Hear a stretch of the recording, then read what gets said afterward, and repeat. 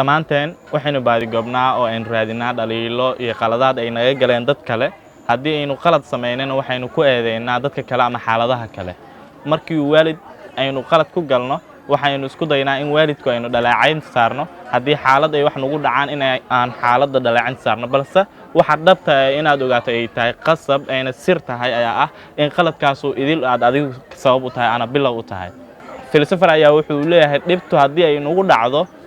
ku calaacalkeedu ma noqoto xal balse waxa xal noqda in aad ugu falceliso si wanaagsan si guud sababtaan orahdaas iyo erayadaas ku leeyahay waxay tahay haddii xaaladii ay kugu dhacdo ama caqabadii ay ku hortimaado ama duruufo ay soo haleelaan dhammaantoodii ha ku wajihin calaacal iyo maxay igu dhaceen iyo maxaa igu qasbay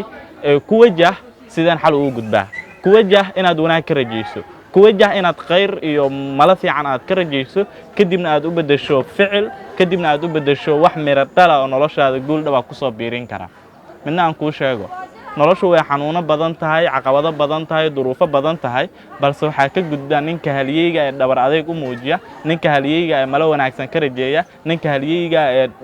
geesinimo ku qaabila fariinta ugu dambaysa idin sheegay waxay tahay dhakhtarku ma daweeyo bukaanka isagoonan ogaanin xaaladda bukaankaasi uu ku sugan yahay adiguna ma guulaysan kartid adigoonan ogaanin awoodahaaga waxa ka mid ah inaad malo wanaagsan rajayso inaad geesinimo muujiso inaad